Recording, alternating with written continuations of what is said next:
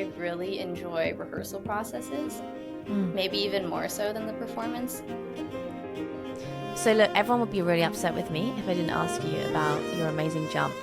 I think the biggest things for me is like how much you can travel, because that visually is just so effective. And also I kind of picture as if like my arms are wings. Also it's like the after, like the landing, where if you don't have this like rebound with your arms and your upper body, it looks like you're still flying, and it just kind of prolongs the jump.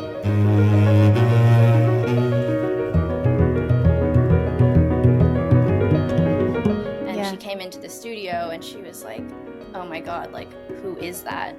Like, why is she so big all of a sudden? And it was just like so traumatizing to me, because I didn't really think much of it. I don't know, I didn't see a problem with my body.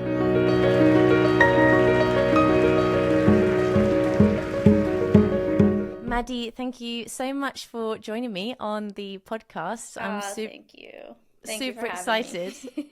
Yeah, no, I'm sure the listeners are going to be really excited to have you on and super inspired by you. Thank you. So much has happened, I feel like, already in your journey, because obviously I've been researching you for the podcast. Yeah, it's definitely been a journey, for sure. Yeah. Congratulations, first of all, on your move to San Francisco. Thank you. How did that come about? How did that happen? Yeah, I mean, I've been in Sweden for 8 years now. And I think I just wanted a different perspective. Yeah, I got super comfortable there, and it's my family. Like, I love it in Sweden. I love the people there.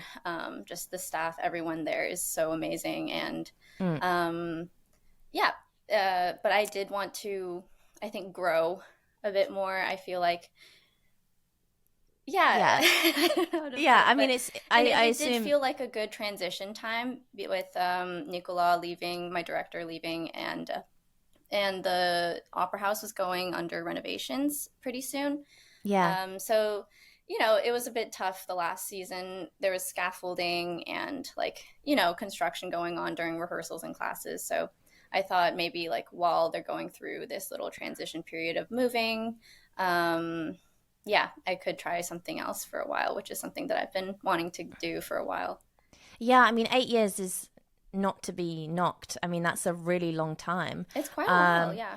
Yeah, I mean, I found in my training and even in my professional life, after like 3 years, for me, I was like, right, I'm kind of a bit tetchy now. So 8 years is amazing. And you're close to your family again now.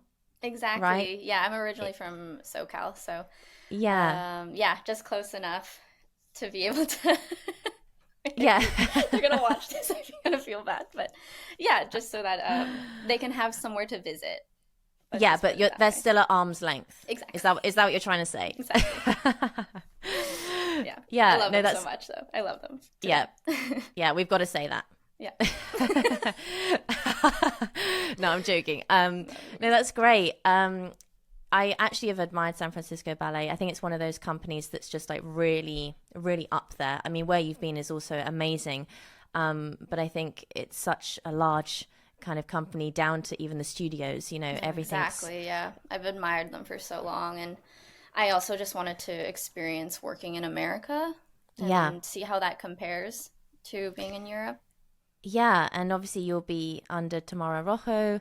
So how do you feel about that? Are you really excited? I am so excited, honestly. She came to set a ballet in Sweden, actually. She set Cinderella, and I loved working with her. I have so much respect for her. She is such a businesswoman. She's so professional. Like, we really felt the respect both ways when she was there. And she's tough, but in like a great way. I don't know. She makes you want to work for her, I guess. And I really admire that, and I want to be around people like that just to influence myself. Yeah, I think, you know, obviously the changes come from a point of, you know, you want to continue growing, but I feel like no matter where you are in life, you always need those people around you that keep you keep you growing, keep you inspired, and keep you Exactly. wanting to be better, you know? Exactly. So yeah, that's super exciting. Yeah. Now I want to go right back to the beginning because there's probably a lot that, you know, we don't know about you initially. First of all, how ballet and those amazing jumps came into your life. So your mum initially put you in ballet classes, is that right? Yes, my mom was a modern dancer. Yeah, Yeah, tell us about that. yeah, she worked with choreographers like Twyla Tharp. It was more like Martha Graham, that sort of stuff. She worked in a small company in LA, Mm. and I think it was called Kaleidoscope. And so she loved to dance, and she put me in it since like before I could walk. I think she would like carry me around the studio in these mommy and me classes, and I absolutely loved it. I think, and I just stuck with it, and I it was never like I don't know, it was never a question in my head that this is what I wanted to do. So like, Mm. I can't even remember if I ever made the choice like, okay, I want to be a ballerina. But Yeah. yeah, it was just so present in my life, and I absolutely adored it since day one.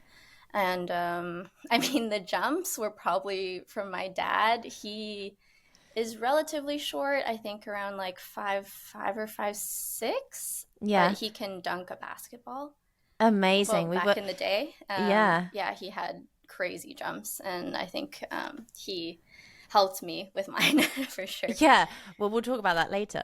But I've read that you were really shy when either Oh still yeah. now or when you were younger, and you've said that ballet made you feel really comfortable because obviously we don't really speak. No, we don't have to talk. And it was Yeah. just, yeah, I felt like when I was younger, I just didn't know how to express myself. I couldn't interact with people without feeling like I wanted to go hide. So, but somehow like dance, it was something that people told me I was good at, and I could get some sort of attention from it without Mm, having to do things that I wasn't comfortable doing. And that like totally opened my world. And like I was able to connect with people who loved dance as much as me, and like all the girls. And then we had this really close knit friend group at the studio, and it was just like it was such an amazing childhood to have. amazing. And I'm still like best friends with some of the girls that I met when I was so little. Yeah, that's so nice. Do you know in particular what it was that you fell in love with about ballet? Like, was it the music? Was it the work ethic? Yeah, What do you think? I mean, I'm not sure if like the classical music in class particularly spoke to me. When I went to go watch ballets, it definitely did. But I think it's just being able to move and having this sort of like routine of going into the studio in class like at a certain time every day with all of your friends, and having this sort Mm, of social aspect of it. yeah. And you know, there funny things would happen in class all the time, and it was all very entertaining, and like just to like So the release energy. community, And yeah, the community is huge for me. yeah. Oh, that's great. That's a really main part of it.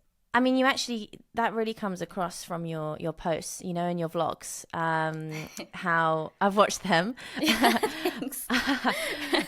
I love the vlogs. How, you know, yeah, just how it's so much a close knit family and how much Yeah. you're a part of that. So yeah, that doesn't surprise me. But I've never heard that reason before of that's why you fell in love with it. So that's really cool, quite Yeah. unique actually. Yeah.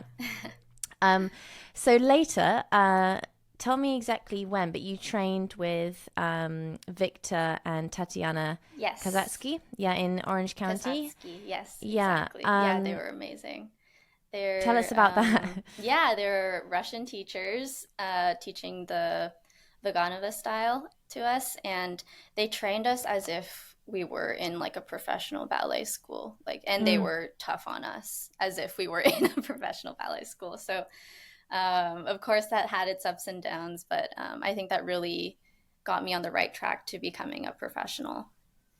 yeah. Even though it was just an after school thing that we would go to, and like just dropping classes and Mm, stuff. But yeah, they I were really great. They put me in competitions so that I can kind of get out my performance anxiety and kind of get used to that kind of exposure therapy to just the stage and really high stress situations.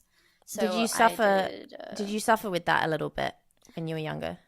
I never used to think about it nearly as much as I do now. I think I was better with it actually when I was younger because I just didn't have the same awareness of like how scary it actually is to perform. And I feel like nowadays, because it's like in a professional setting and I'm paid for these and um, everything, Yeah. it's just higher stakes for sure. Yeah, I So mean, my nerves definitely are growing rather than decreasing. yeah, But yeah, I think it was really good to just like to be doing these competitions such as like YGP and Prix de Lausanne and even just like commercial competitions like mm, Thunderstruck or Spotlight or yeah. this sort of stuff. No, I've heard from, because obviously I've spoken to quite a few great dancers now, including soon to be including yourself, and a lot of them did competitions, when they were younger, Mm-hmm. or just had a lot of stage experience, which kind of seems like a common denominator of it really just gets you used to that. It really And does, yeah. even most of them have said also the nerves have gotten a lot worse, so you're not alone. But I'd love to talk Yeah. about that further a bit later. Okay. So you then went to the John Cranko School, I right, did, in yes. Stuttgart, which Yeah. is, yeah, really renowned school. Also Vaganova, isn't it? Based at least, or At least my teacher was. yeah, Yes. I'm not sure if I don't think the entire school is of the Ganova school. no. It's just depending on which teacher you get. Hmm. Um, yeah, you're How gonna was get that? their style. How was that whole experience for you? That was crazy. That was a wake-up call. It was extremely humbling because I'm going from being going from this like what is it called? Like it's not a professional school, just Yeah, like, a public dance school. mm, Um, and kind of being at the top of my class to going to this professional school where there are these girls that are just incredible and like suddenly I was definitely not at the top of my class and they really I never really learned about like exactly how to turn out and your like alignment and this sort of like stuff that you kind of I feel like in professional schools they teach you from like level one mm, how to do this and then in America they just kind of teach you like to go for it and like the big stuff like yeah, do some fortes at like a very young age and yeah, it was definitely different. It was I had to hone it in a lot. Not what do you, just my yeah, dance style, but my attitude as well. Um, I remember I okay, was constantly being reprimanded for not coming in to warm up before class. And this mm-hmm. was a really strange idea to me because to me, like class was your warm up, like bar is your warm up, and then you kind of get warmer. But no, they were like, "Why aren't you there? Like, why is your hair down? And why are you coming in only like 20 minutes before?" So that was really crazy to me. And then also just the idea of having to take care of myself, like without my Mm-hmm. parents around. I was 15, I think, and it was tough to like live by myself all of a sudden, to cook for myself, to do my laundry, to clean the house. Like I didn't know how to do any of these things. So yeah, I had to learn the hard Yeah, way, just like throwing the baby into the deep end. yeah. Did you miss your parents? Were you homesick at all? Definitely, especially in the beginning when I didn't have close friends yet, and I was just really learning also how Europe worked. Mm. And everyone was speaking German, and it was just, yeah, totally different culture. So when they said, right, you've got to come in and warm up um, for more time, what did you actually do then? Because, obviously for someone who just strolls in and is just like, okay, I'm ready, were you like, okay, I'll come in an hour before? And then how did you kind of change that? How did you think you probably had a moment of, well, what do I even do Yeah, with all definitely. with all this I time? honestly, I just copied the other girls. Like I would go in earlier. Um, I would have my roller and I'd stretch for a bit. and just be on my phone. And then like eventually I saw, okay, some girls are like doing a plank or some like sit ups. So maybe I'll do that too, just to go for it. Yeah.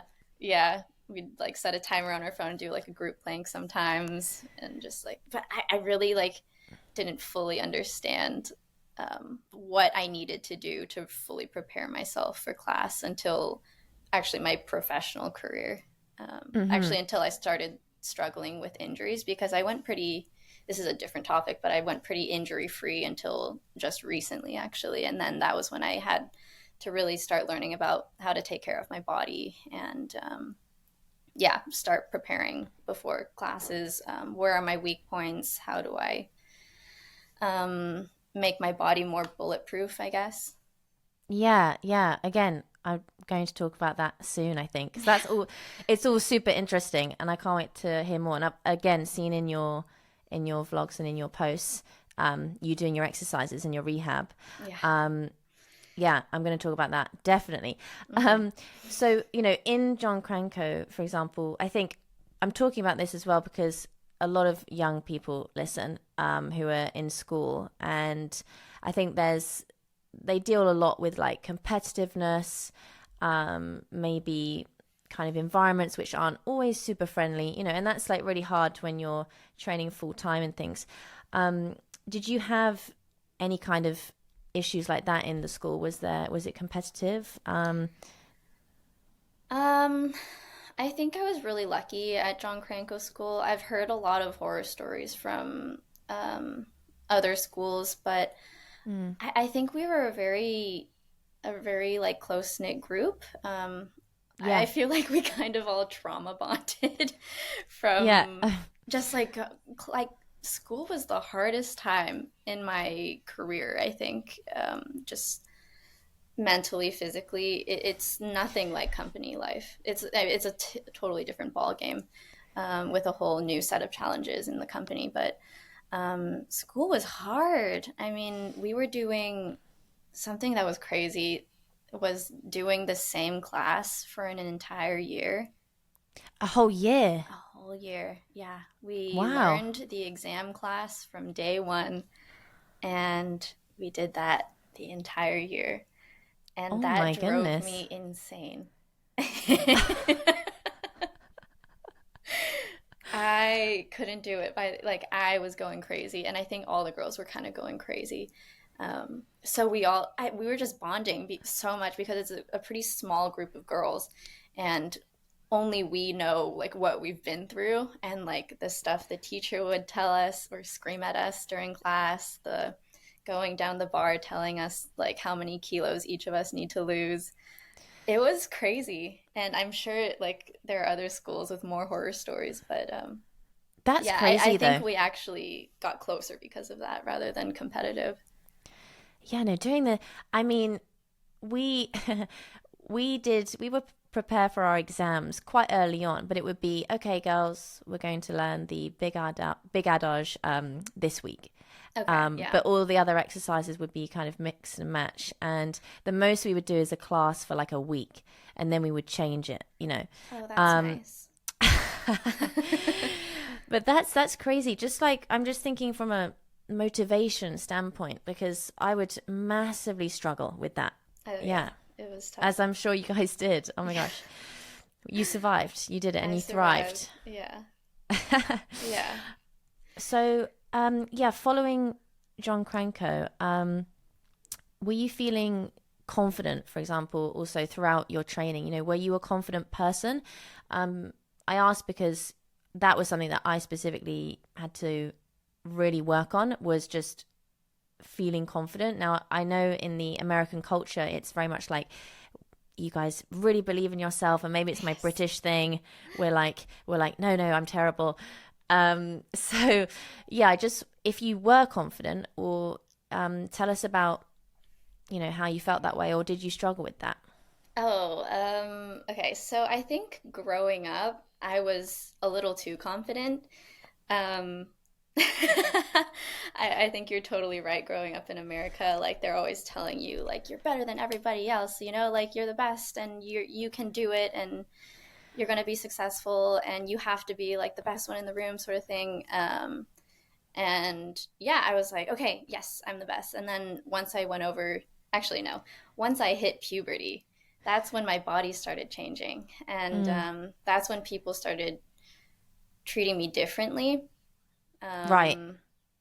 Yeah, I remember there was one time where I hadn't seen, I'm not going to say who, Yeah. but like someone who was quite important to me um, had trained me for like on and off while I was growing up. And then I went through puberty. I don't see her too regularly. And she Yeah. came into the studio and she was like, oh my God, like, who is that? Like, why is she so big all of a Yeah. sudden? And it was just like so traumatizing to me because I didn't really think much of it. I don't know. I didn't see a problem with my body at the time. And then that really started making me be like, oh, like she's right. Like I'm huge. Like, oh my God, like no.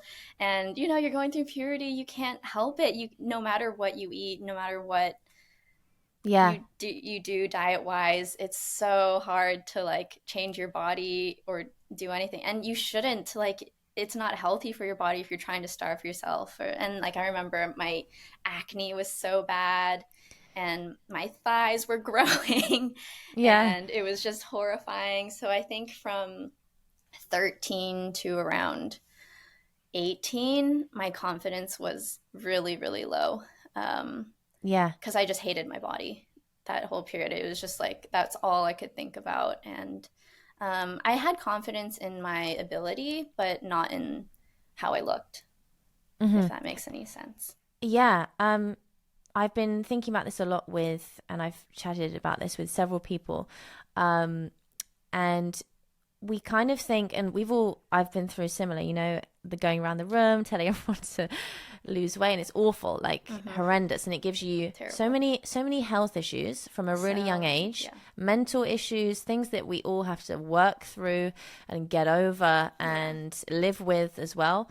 And I think that really we shouldn't comment on young growing bodies when they're in that period because literally everybody changes. We're going through this kind of really strange time. We feel crazy and I think it's best just to like focus on the training and leave us be because basically Agreed, totally. out of how many people when they graduate and they go into a company, everyone's bodies just kind of go where they naturally want to go after that. And Yeah. Exactly. So You kind of lose the baby fat. Everything kind of just like you don't do anything different. Just like your hormones like balance out and yeah, and then it's all good. Like, and yeah, it's not like you change your eating habits or anything. It just you start working and or no, you're because I was working so much in school actually, even more so than in the company. I feel yeah. from 9 to 9, I think. Yeah, And so right, so like any weight that you may like so any weight that happens to us in that period is literally our hormones exactly. not Yeah, knowing what's going on. exactly. They're going crazy. Yeah, So so but it's sad because it's like the mental issues that we get from those comments and our self-esteem, and we're athletes and we're performing on our own a lot of the time, and having confidence in your body and yourself going out there and performing, like that's super necessary. yeah, it's essential. And when you've got this low self-esteem because of that, I just think, yeah, that shouldn't happen. We shouldn't be doing that and saying that sort of thing. I think it is getting better. I do think it's getting better. Yes, I hear from people in the school now that it's getting much better. And I actually talked to someone who went to the school in Sweden, oh and yeah, they said that it was actually the opposite. That they were telling girls that they couldn't dance until they gained a certain amount of weight, because once they started looking unhealthy, they wouldn't let them continue. And I was like, that sounds amazing. Like, I know. I'm so happy to hear that. Super refreshing. Yeah. Yeah, that's great. Yeah, I Yeah.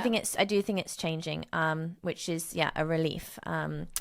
So after you've graduated, you wanted to stay in Europe, right? So I did, yeah. then you were offered the job at Royal Swedish Ballet. Yes. So your first contract in Stockholm. And tell us what that experience is like, or what that was like for you when you first graduated and you first entered the company, and it's completely different to school.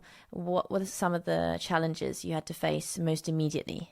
Yeah, I think it's just the self-discipline that was huge. Because at school, like you're busy 24/7 and they're always telling you what to do, and you don't even have to think for yourself because there's so much to do that, Mm, and it's laid out in a schedule, and everything is just, you got teachers telling you what you need to work on and everything. But then suddenly in a company, it's like you're on your own. yeah. And it always takes some time to learn how a specific company works. Um, like for example, I can tell you about my first experience with my very first rehearsal. Um, I was doing the Caterpillar Women in Alice in Wonderland, Christopher Wheeldon's Alice in Wonderland, and I remember the rehearsal was right when class ended. So Hmm. I think class went from 10 to 11:15, and then the rehearsal went from like 11:15 to something. And I didn't realize that people could leave class early. That just wasn't a thing to me. Yeah. And so my very first rehearsal ever, I was late to, because I just assumed like, okay, but it's impossible for the rehearsal to start right on time. So I have like maybe a couple minutes to go change, come back, and we'll start. But then like I was late. Yeah. And so all these like women were like looking at me like how like this stupid little girl from school. Like Yeah. yeah, and I was just too shy to make up any excuse, and I remember I cried after Oh that. no. Oh I was so no. embarrassed. Yeah, well, suddenly, I don't know. It's always very intimidating, I think, when you first graduated, you're very young and you're suddenly surrounded by like adults, Exactly. and you're suddenly you feel, I don't know, I felt really super young when I went into the company So then, just young. like, Yeah. oh God, I'm now supposed to be an adult and Yeah, professional. exactly. That was Yeah. so intimidating. So tell us about maybe one of the first major breaks for you, like one of the first leading roles that happened, and how that felt, and yeah, how you felt at that point. Yeah. I actually got really, really lucky, and I got an amazing opportunity to dance The Gray Area by David Dawson. And this was actually my first year in the company. Mm. Um, yeah, I got chosen to be in the audition, and then I don't remember if it was. I think they sent a video to him, and he chose me as someone to be in his piece, Hmm. which I was super excited about. And that was probably my first big role. And I got to work really closely with this group of people who were in it as well. And Hmm. he actually came to rehearse us in person for quite a while. So we were in our little bubble, and it was just this like really amazing, inspiring like time where we were being pushed so hard. And yeah, I'd never worked with a choreographer before. Mm. Um, so that was incredible just to see and work so closely with like his vision and with these people who were so professional and so amazing, just to like see it in front of my eyes in real life. Like that Amazing. was incredible. And also to move in this neoclassical way. It was my first time and I loved it. Like Do you yeah. feel Where do you feel more drawn to, or do you have a preference in moving more neoclassically, or do you enjoy the classics just as much? Definitely neoclassical. Yeah, Yeah. I love when you can show more of your own personality in dance. Because I mean, I do love a good character. Don't get me wrong. Like I love a story ballet. I love a dramatic ballet and like Mm. becoming someone else, but it's really refreshing to just be yourself on stage. I think Yeah. and just kind of like I think there's so much freedom in the movement of neoclassical that Mm. yeah, you can kind of tweak it to make it your own, which is really fun. Yeah, and San Francisco, they do a lot of that, don't they? Yeah, I actually Yeah, just recently did a Blake Works workshop, which was really fun. It that's was really like cool. it was my first day of work, and I was yeah on cloud Also, nine. yeah, oh, amazing. Going back to the classics for a minute, you've done Nureyev Swan Lake, is that correct? Yes, I have. That was my very first principal role. Amazing. Yeah. I need to know more about this. So, you've described Odette's entrance as one of the most stressful Oh, entrances of all I think by ballets. far the most stressful entrance that I've done, Imagine, at least. yeah, imagine I Like know those nothing about arabesque ballet. balances. Oh, okay, okay. So picture this. The ballet's already gone on for an entire act, and so everyone's like the tension is building to this one moment. Suddenly, you're the only one on stage in a white tutu. The stage is totally dark. There's a spotlight, and it's so still. And you have to, in the darkness, and you're blinded by the spotlight, you have to do this arabesque balance and be so in the zone. And it is the most stressful thing I have ever done. I think I cried before every single Swan Lake show to like just relieve stress. Like I got so nervous before every single one. Oh, bless you. I mean, I sympathize Just completely. I cry a lot. Like it's not it wasn't a huge thing, but No, no, yeah, let it out. yeah. Um, let's go back then to what we were talking about before, the performance anxiety thing. Um, and obviously, you get nervous, and I completely resonate with that. That's some people seem to not have many nerves, but a lot of people do. And obviously, the key thing is not to let it ruin your performance, Totally. because you need to obviously deliver and use the adrenaline Hmm. to help you more than anything. So tell me how you deal with that, as a principal, and yeah, how you overcome that. Yeah. I mean, I do think getting nervous is good because it just means that you care. Um, but yeah, it's it's tough. I mean, like I said, a lot of the time I actually cry and it helps me relieve stress in a way. Do you Um, do you decide, like, right, I'm going to cry oh to no, it's re- not a to re- choice. to Most of relieve the the time stress? it's It just just like it happens. just happens because yeah, it is yeah. I think I mean the worst part of a show is definitely that's the time before it starts.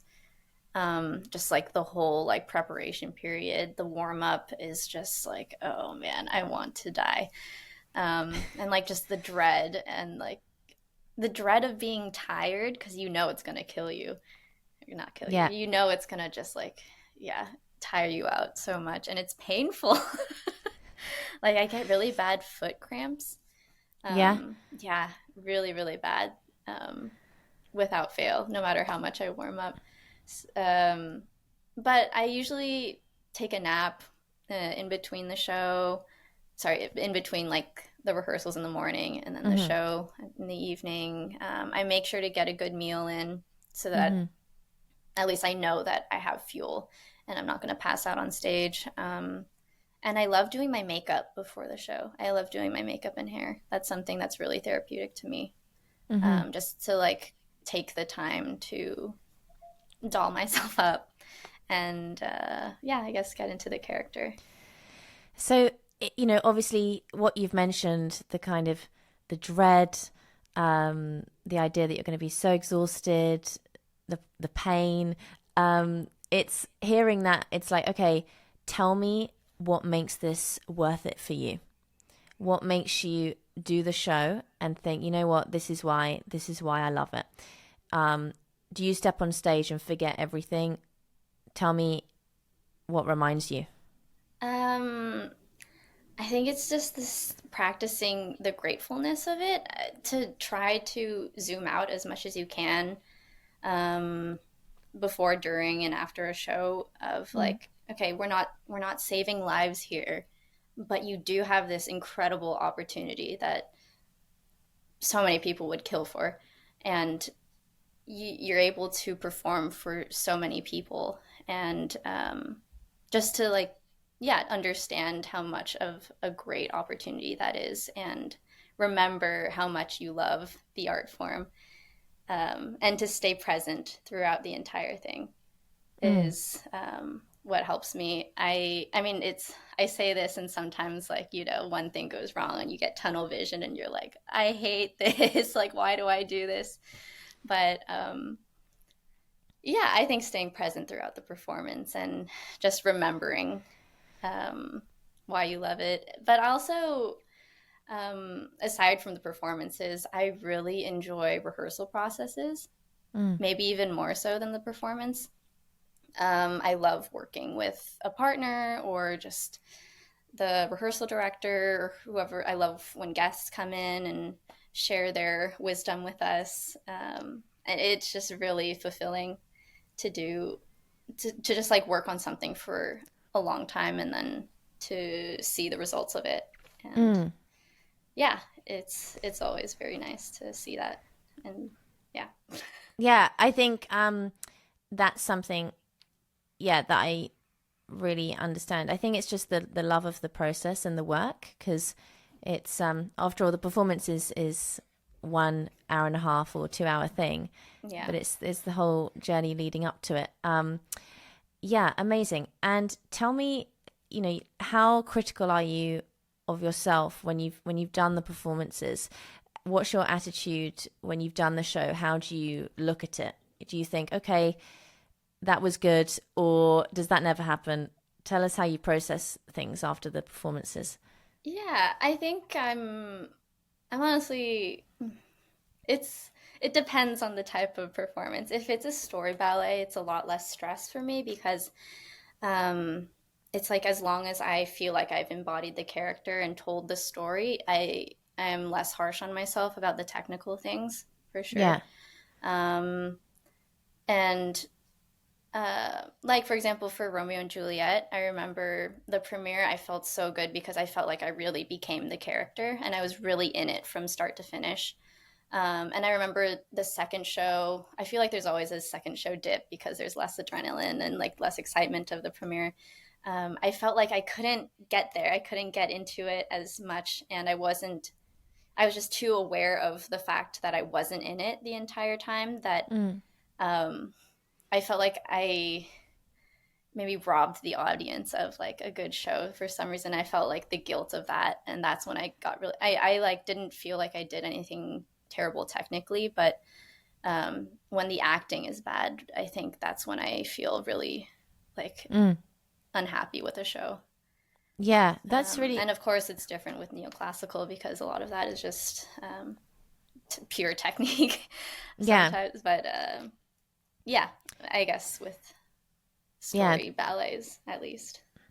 No, that's really interesting, and I think as well, like you're still so young, and I think all of these things will obviously develop even more. I'm sure if we had a conversation in 10 years' time, you would say completely different things to Oh, me. totally. Yeah. So it's that thing of just we're always growing and we're not this perfect product that we try to think we need to be. A lot of us do anyway, especially students, I think. Mm-hmm. And so I think it's what I really love about your presence on social media and things like that is you really embrace who you are, and you're not trying to fit in any kind of bubble. It really feels like you're being your true, authentic self. And I think that's a really nice message for people, that they don't need to try to be anything. They can just be themselves. Down to even, your tattoos, which Yeah, is for sure. so unique. We feel so worried about doing that sort of thing. I'll come back to that in a minute. But in terms of the story ballets, before we move on, do you have any particular favorite out of those up until this point? Maybe this will change. Um, well, first of all, thank you. That was really sweet about what you said about because I really do want to inspire people to hone into their individualism and their uniqueness because I feel like that's when people are at their best. Like they can only be the best at being themselves. So why not do that? Um, but okay, favorite ballet. I really love dramatic ballets. from what I've done so far, probably Romeo and Juliet and Manon, the Macmillan ballets, were my favorite just because I love working on acting much more than technique. So those were really amazing to do. And just the music from both of them, when the music and the score is good, oh, yeah, it's a great one. And they're also, the dramatic ballets are actually less stressful than the classical, like Swan Lake or Don Q. They don't have the 32 fortes in them or the crazy balances or anything. So I think that's when you can really focus on the acting and not stress too much about the dancing itself, which is something that I really love. I love not being stressed. Yeah, no. I think I don't know. There seems to be. It looks like there's no tutu either most of the time in those. Yeah, and it I feels love like, a nice flowy chiffon skirt. Yeah, that's nice. yeah, there's a bit more sense of abandon and like you Mm-hmm. can be a bit more free. Yeah, So I understand why you like it more. And yeah, yeah, the acting and the storyline, it's beautiful. And you also forget as an audience member that you are watching a classical ballet in a way. You're yeah. not thinking, oh, will she do those fouettes? You're just No, kind of, exactly. That's not what you're stressed about when you're watching something. You're just like along for the ride of the story, which is amazing. yeah, exactly. Oh, I need to come and watch you. It's a bit far away now. Unfortunately. One day, one day. So let's move on to your tattoos, if you don't mind me asking. Yeah, of course. So first of all, I think they're really, really cool. Thank you. I've actually got one, Have you? but yeah, but no one ever sees it. Oh, Yeah, I've got one on the side on my rib. okay, nice. I Yeah, love that placement. yeah. I haven't been brave enough to do another one though. It was spontaneous. Oh yeah, that It must was have been in. painful too on the rib. Yeah, I don't think many people know I've got one, but it was in Berlin, and it was very spontaneous, and the guy actually had to like open the shop for me to get it done, because it was under where our Airbnb was, and Oh, okay. I was like, oh, that looks cool, and then he was like locking up, and then he was like, oh, it's fine, let's go, let's do one, and I was like, and I was like, okay, decision made. Wait, how did you decide what you wanted? I had seen the shop before, and then obviously with my friend in the room, I'd done some research. So I was like umming and ahhing about it. So I had an idea. Okay. And Okay. then, yeah, and then I went in and I was like, oh, you know what? Even if this is a mistake, I can't see it. Like most people won't see it. So it's fine. But I actually love it. Oh, Yeah. good. And it's probably such a fun memory to have. Yeah, it is. It's super fun. So I really admire you for what you're doing. Actually, I remember in Russia in the companies, even in Russia, which is kind of a bit like even more out there for them to have a tattoo. But Yeah. one of the girls had a huge flower on her back, and I just Oh, remember nice. thinking, oh, that's really cool. Like every day she was like covering it up for Swan Lake because there's always a Oh, lot of Swan yeah. Lakes over there. Yeah. So yeah, tell me how this first started for you, like when you got your first tattoo, and have you always wanted to have tattoos, or did something happen where you thought, you know what, this is something I want to do, and how did the thought process circle around, your ballet as well? Did that ever come into your mind as an obstacle? Yeah. Um, yeah, I mean, ever since I was young, I always thought tattoos were so cool and things that like cool people did. But I never really thought like, oh, I definitely want one for myself. Mm. But the first one I got was when I was, I think, 22, 21 turn. It was like for my birthday. Yeah. And I noticed that I really have this urge to want to get a tattoo whenever I want a change in my life, like whenever, either whether it's internally, or I think this is like the external representation of the change, I guess, because it's so Mm. permanent and um yeah, on my body forever. And it's just something that, yeah, like I love a good body mod, I guess. So the first one was my poppy. And this is after I got broken up with for the first time. Yeah. And that was when I really wanted to, like, it was when I wanted to crawl out of my skin because I felt like, oh, I'm just like not good enough, and like he broke up with me because I didn't meet his expectations or whatever. It just wasn't a good fit in the end. But Yeah. yeah, so that was my first one, and I got a poppy because yeah, that made me really homesick, and I really just wanted my mom. And this actually happens to also be the August flower, like the Mm-hmm. birth flower, which is when my mom is born. So it was kind of a double meaning, and just to have a little piece of home with me wherever I Yeah. go. And then the next one was when I just really want. I it was another time where I was just so tired of myself and Yeah. I needed something. So I actually also went to Berlin. I was following this Greek tattoo artist, Yorgos Kazakis, and Mm-hmm. I loved his art, and I thought like it would be really cool if I had a tattoo from him. So there was one time where we had a break, and I went, and yeah, I met him, and he drew on me, and then he tattooed me, and then I did. It didn't look like this before. This was actually a touch up, Yeah. but yeah, it was something like this underneath.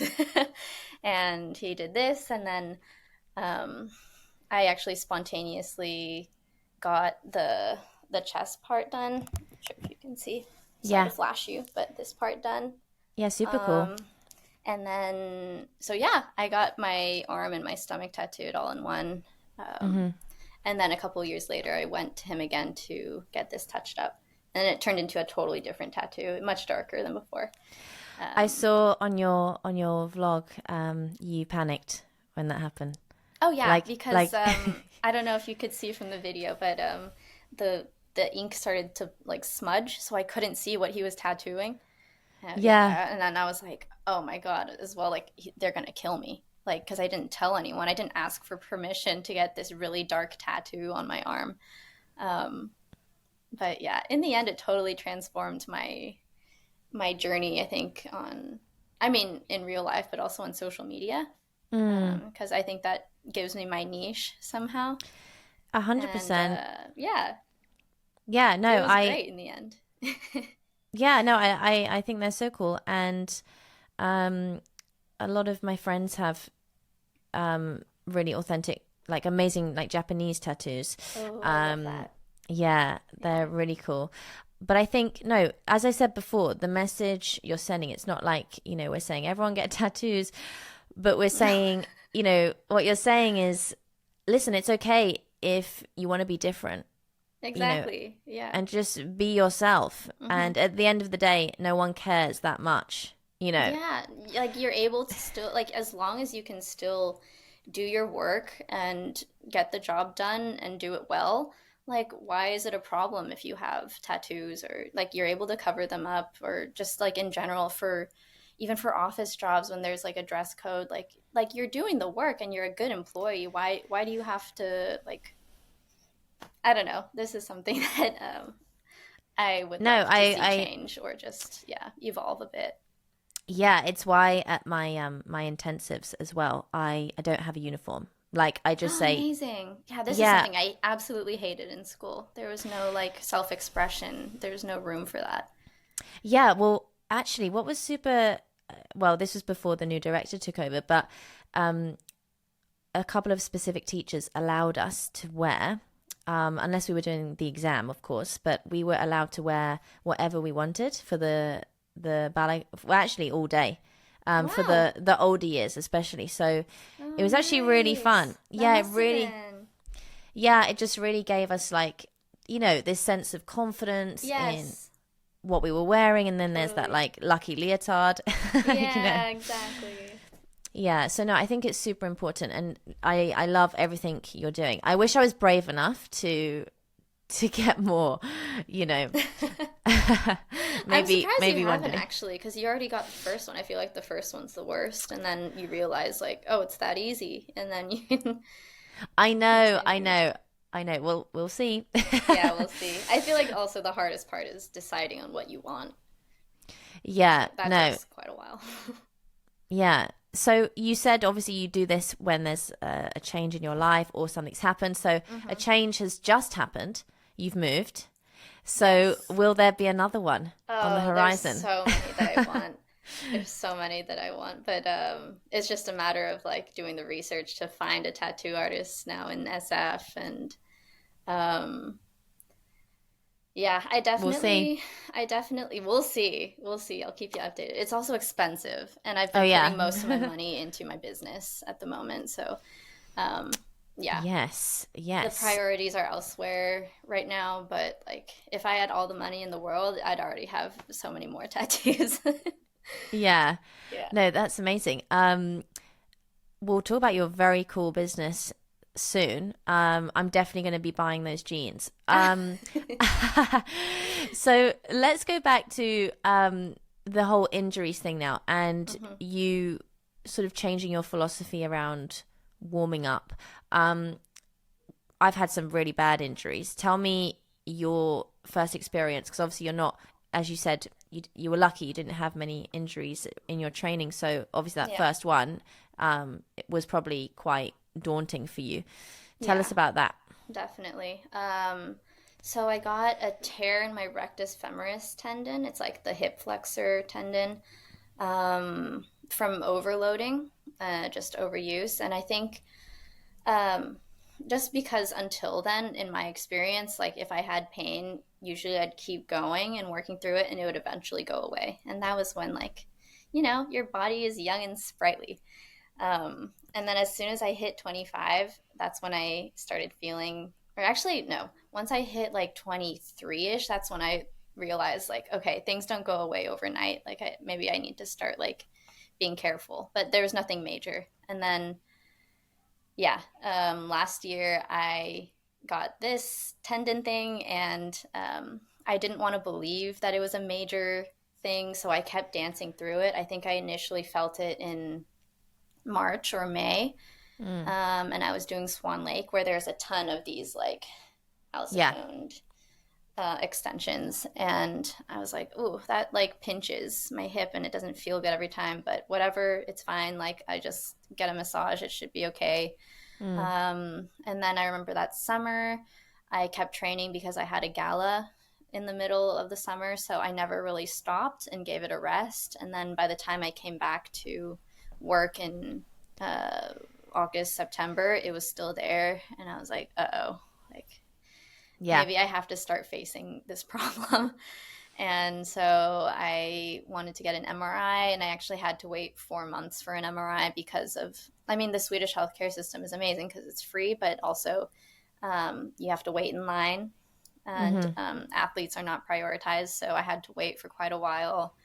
And I tried to keep dancing through it, but eventually I was just like, okay, that's enough. Like, it hurts too much. So in October, I just totally took a break. And then, Mm-hmm. yeah, then I was off for about like 2 months fully without doing anything, and I Oh wow. loved it. I loved it.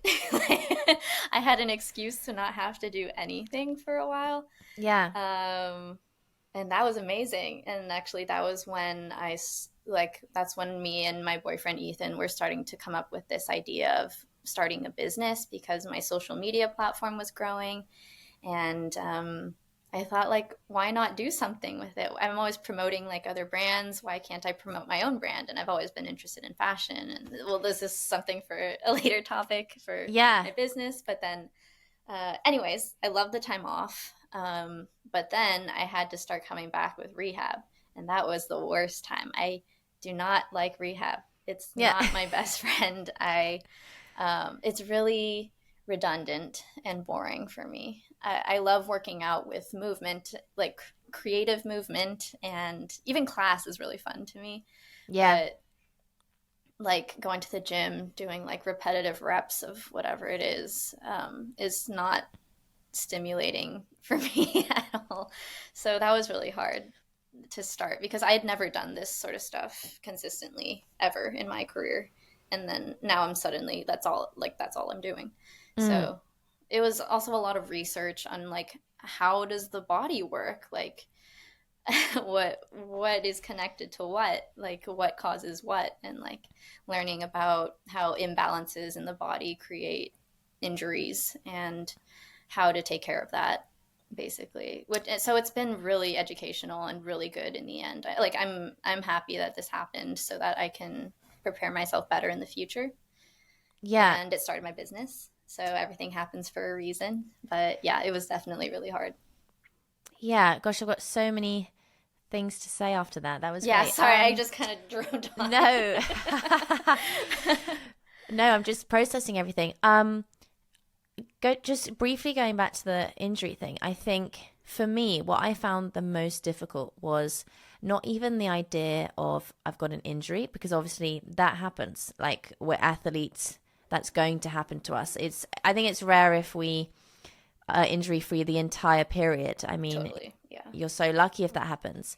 But for me, and maybe this was just something I imposed on myself, the thing that was really awful about the injury was the idea of letting someone down, and the idea of I'd annoy someone if I was injured. Like, oh no, how am I going to admit to them that I can't do what they've asked me to do? Yeah.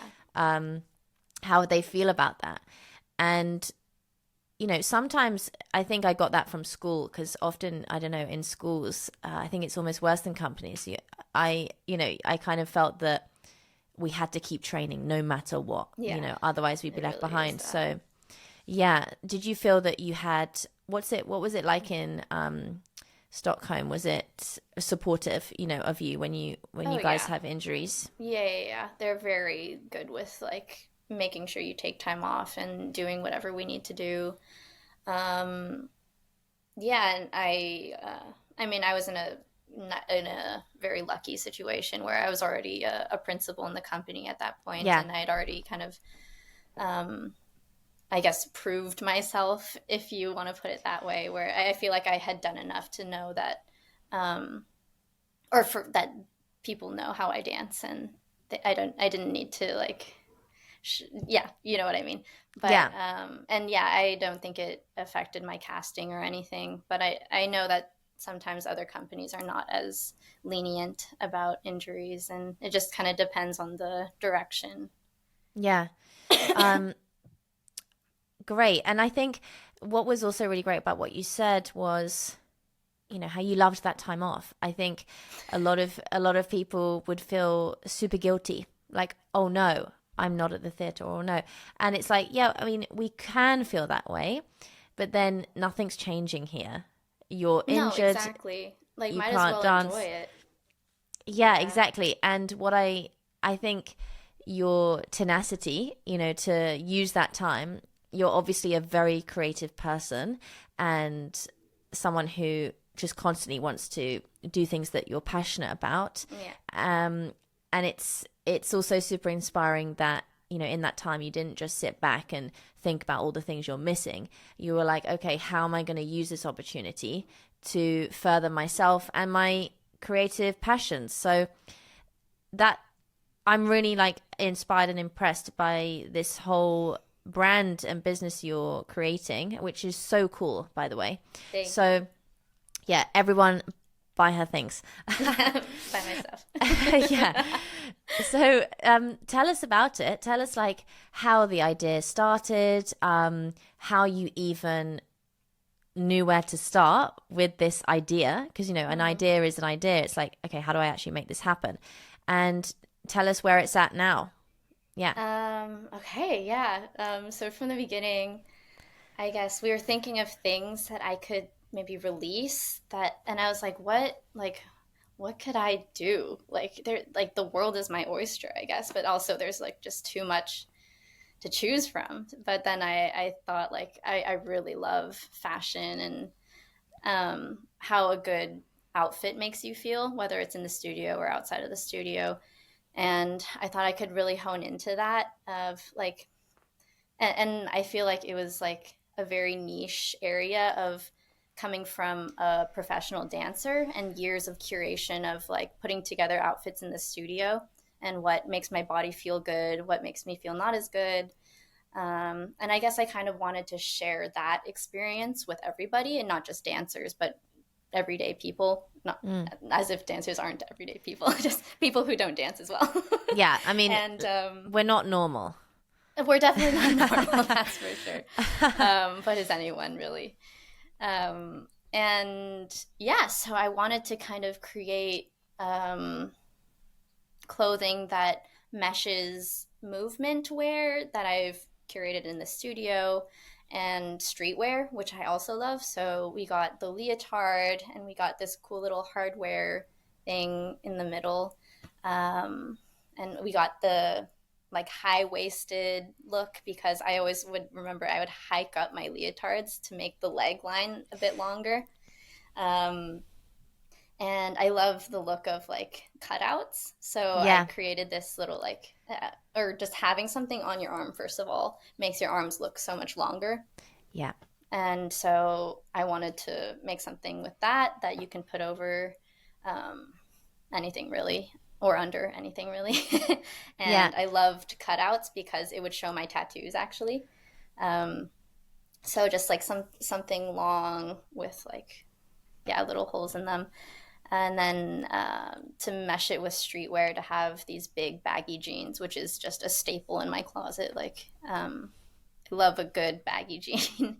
Yeah. um, They're yeah. super cool. So yeah, and then just like the design process of turning it from a sketch into a real life product. We were working with one of the seamstresses at the Opera House in Sweden. Her name is Maria, and she's like everything. She's amazing. She's like, she was willing to work with us until like 12 midnight at the Opera House, just like, and she was so passionate about it as well, and it was so nice to work with her.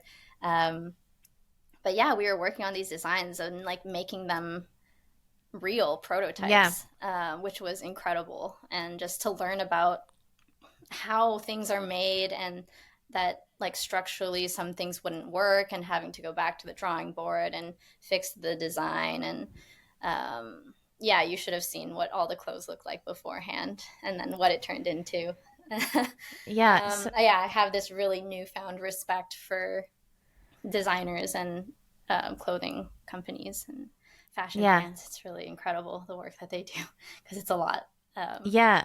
Where and then does also, sorry, yes. where does your inspiration of these particular pieces and the style, where does the inspiration come from? Um, that's a good question. I feel like Or is it a sort of depiction of you, yeah, I think it's really just stuff that I would want to wear. So I Mm-hmm. guess it's just coming from things that I would want to wear in the studio, and then things Yeah. that I wear every day, such as the jeans. Um, yeah. Yeah, no, it's super cool. I mean, it gives off like kind of badass vibes. Yes, I Um, love when, yeah, I would love to make people feel that way, because that's when I personally feel best, is when I feel like a baddie, I guess. yeah, yeah, Yeah. confident, Yeah, confident badass. exactly. Yeah. Hmm. So I think, yeah, that's really cool, and I'm really excited about this. So, where are you at the moment with the business, and how long do you think it will be? No pressure or anything. How No, long no, do you no. think it will be? The process it's at now to actually launching your product. Yeah. So we actually went to one of the manufacturers, and where they work, which was amazing. It's in Borås in Sweden. And so we went there. They invited us in. It was so sweet. They showed us around. It's like really incredible to be in a factory like that. Like just and I might do a vlog on it because I did film. But they it's crazy how they have these massive big machines for only one type of stitch. Um, Mm, yeah, I really didn't realize how much goes into like just like yeah, creating a little buttonhole on jeans, for example. yeah, Crazy. But yeah, we went to the manufacturer. They were so sweet. We met the seamstresses, and yeah, we went there to just see where they work. And yeah, it's in this beautiful little area, a small little town in Sweden. So that was really sweet. And so they can actually produce the jeans, mm-hmm, because they also run like a jeans company themselves, but they could not do the leotard or the sleeves because it's jersey material, and this material, this stretchy material, is really hard to work with, and they just didn't have the right machines for it. mm-hmm. So, so then we were like, okay, well, what do we do now? And Maria, the seamstress from the opera, she was with us, and she said, like, well, why don't I just make it, because I know how to make it. And yeah, she would make it best, of course. So we were like, yeah, we're doing small quantities. We're just doing 100 of each. So it would be possible. And Oh my God, those are going to go in 1 minute. we'll see. We'll see. No, yeah, 100%. because yeah, I guess it is going to be on the pricier side because we're going sustainable and ethically sourcing all of our materials. It's all in Europe. Yeah. But that's expensive because they have really great working hours. Um, Yeah. you know, they have a summer break. Like right now, we're just not doing much because they're on summer break, which I'm super happy about because everyone deserves a summer break. But yeah, it's definitely much more expensive than sourcing from China, for example, Yeah. where No. the working conditions are not good. No. So yeah, I'm really proud of how we're sourcing everything. I think it's going to be great. But yeah, I don't know how people will react to the prices because, yeah, but Well, I'm trying I'll to take definitely buy them one. on the journey. Oh, thank you. Thank you so much. I'm trying to take them on the journey and be as, show as much as I can and be, I can't think of the word. Oh my God. I'm so sorry. But Yeah. yeah, just be super, why do I want to say Authentic? explicit? Authentic. Yeah. Yes. Yes. Yeah. Yes. No, and I think, listen, there's only 100 of these so far, so they are valuable, you know? Yes. And Yeah. also, like, I think it's really rare, everybody, so far, to have a ballet dancer, a very beautiful ballet dancer, to put together something that isn't a leotard. You know, as in, you've got this leotard, which is really cool Yeah. and trendy, but you've also got some streetwear in the jeans, Yeah. which is Exactly. unheard of, I think, up until It this point. was so different. It was really crazy to make, for sure. So all this is obviously in Europe. So now that you've moved, did you have a bit of anxiety at all with like you moving super far away? And obviously you've just started this kind of business. How do you feel about that? And how is that working now for you? Oh my gosh, it was really stressful. I think it was the most stressed that I've ever been ever in my entire life, like the weeks leading, or the months, honestly, leading up to the move, because we were trying to get absolutely everything done for like getting the prototypes done, getting all the suppliers in and out, and like all the fabrics to ship to the manufacturer, and all the like there's the little things that we have to get samples for, such as like the jeans buttons or like the logo patch to go on the jeans, like the leather little logo patch. Yeah. And then there's like the hardware to put on the leotard, and then there's also beforehand sampling all the fabrics and choosing which one to use, and then using it, and maybe it doesn't work out, and then okay, we got to get a different fabric and try that out. And then for jeans, you know, you get raw denim and you have to go send it in to get a jeans wash so that it's not super stiff, and then like we get it back and it's like, okay, this is not what I wanted, like we got to send it back in. Everything costs money, and usually this process takes a year, and we tried to fit it all in like 3 months. That's amazing. So we were scrambling, and alongside everything, we were moving across the country. So it was just a lot. It was a lot that we were going crazy. I think a lot of my hair was falling out.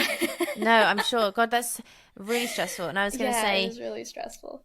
I was going to say, you've achieved all that, in such a short space of time. Yeah. Now we got it done. And my boyfriend now is waking up at ungodly hours to be able to still contact the suppliers on European time. Yeah, bless him. He's a keeper. Yeah. So look, everyone would be really upset with me if I didn't ask you about your amazing jump. So just what I'd love to know is, because there was a period when I was in the same company as Osipova, and my friend, you know, who also has a fabulous jump, and my friend who was in the company at the time was brave enough to, you know, ask her Oh my So God. yeah, he was like, so what do you think about when you jump? Yeah, I And wonder. apparently she was saying it's like she has this like big kind of force behind her. Mm-hmm. Like she feels the sense like there's this like huge wind behind her pushing her forwards. Like there's a lot of Yeah. energy and projection, and I think I actually took that on board, and that really helped me, just that, because for me, Yeah. you just try to be a bit too perfect sometimes in jumps and do like a pretty glissade and just go up instead of Yeah. the feeling of like going and Going. projecting. Yeah. Yeah. That Totally. really helps. So I'd love to know what you specifically think about, or what comes naturally to you as well, as I'm sure some of this is like you have this coordination of some kind. Yeah. Yeah, I mean, I think the biggest things for me is like how much you can travel because that visually is just so effective. And also I kind of picture as if like my wings, sorry, my arms are wings, I guess. Yeah. I feel like I use my arms so much in the jump, and then to just like use the coordination to move. And then also it's like the after, like the landing, where if you don't have this like rebound with your arms and your upper body, it looks like you're still flying, and it just kind of prolongs the jump, which I think is really beautiful. So I think there's a lot of things that you can do that are kind of like hacks, visually, to make it look like you're jumping higher than you are. Yeah. Yeah, to just make this upper body look as unaffected as possible, um, is what Yeah. I think about when I jump. Yeah. No, that's amazing. I mean, for example, your jeté manège, which is really, really effective, really cool. I really Thank resonate you. with the wingspan thing. Yeah. I struggled so much initially with, I mean, I still have to think about a ton of things, but with the jeté manège, and I used to watch male dancers a lot Yeah, because they're higher off the ground, they have bigger muscles. It's just easier to picture their coordination. definitely. But tell me, for example, in your jeté manège, what's something you really focus on when you do that? If I was a student and I was like, listen, I'm really struggling, what would you try to remind me? I would say to like it's the traveling that really helps. I think to not worry about the the split, but to Yeah. worry about like how far you're moving in each jump. If you continue that, I think the momentum keeps going. I think what Osipova said was amazing with like thinking of the wind, pushing you from behind. But also actually when I jump, I definitely feel the wind, maybe from the front. Yeah. Yeah, I love like it feels like wind blowing through my hair, like you're flying. And Yeah. when you feel that, that's when it feels like you're jumping. Uh, Like, do you yeah, know and what I that mean? yeah, because also we wouldn't feel that wind if we weren't projecting, you know. Exactly. Yeah. Yeah. It's this movement, yeah, the traveling that really, makes it look like you're flying. Okay, well everyone's heard Yeah. your tips now, so get practicing, everybody. Yeah. Um Send your videos in. Exactly. No, that's amazing. I admire your quality of movement a lot. I think it Thank you. looks you're like, at your peak that's just going to keep going. Like you really float when you dance. Everything looks easy, enjoyable to watch. There's no strain to it. You have that ability to make us think, "Oh my God, I think I could do that." you, Oh, I'm so you happy to know, hear that. Thank you. yeah, so keep doing what you're doing. You have something very special. Thank you. Now I know we're almost done. I know you're a cat lady, which Absolutely. there's one right there. For those that are watching, is that your cat that's on your lap? This is my boyfriend's cat. Her name is Penelope. That's a great name. Penny, you're And gonna be you, famous. oh my goodness. Hi, Penelope. Hi, Penelope. Yeah. Show us your padisha. Oh, perfect. Yeah, she's really good. Yeah, So, she's a cutie. She's such an angel. I've had cats all my life, and I think my cat's outside now waiting to be let in desperately. Oh. But I'm fascinated, and I have to know on a personal level, how did you get your cat to San Francisco? Oh, okay. Well, first of all, I need to see your cat. Oh, okay. Well, I'll What show is you at the his or end. her name? Yeah. Okay. Great. Yeah, his name is Barry. Barry. I needed to give him a really Cute. human name. Yeah, I love that. I love that. Yeah. Okay. Well, we actually have two cats, so that was like double the trouble. I was so stressed because I had never flown with my cat before, let alone like an international flight. But actually, I they were so well behaved the entire time. So Well, wait, sorry, rewind. did you have your cat on the plane? On the plane with us. Yes, Whoa. both of them. So first Wow. of all, you have to like look at your airline's requirements for the bag, and mine was like specifically very like really small. So that was really annoying. But I did scramble to get them their bags, and then to try to prepare them beforehand. A lot of people recommend getting like medication for them. I got some anti-anxiety treats that I gave them like the week Hmm. before until then. I don't know if that did much, but yeah, in the end, we got to the airport really early just in case. And like going through security did take a lot more time. But basically, me and my boyfriend first went through security, and they took the cats with the bags to a different room, and we met them Mm. there. And then they just scanned the bags through, and they didn't have to check the cats. I thought I would have to like carry the cat through Yeah, the security yeah. scanner, but in the end, it was totally fine. And they were so sweet. Like they were just like fangirling about the cats. They're like, "Can I pet them?" Like they're so cute, and it was a really great experience actually.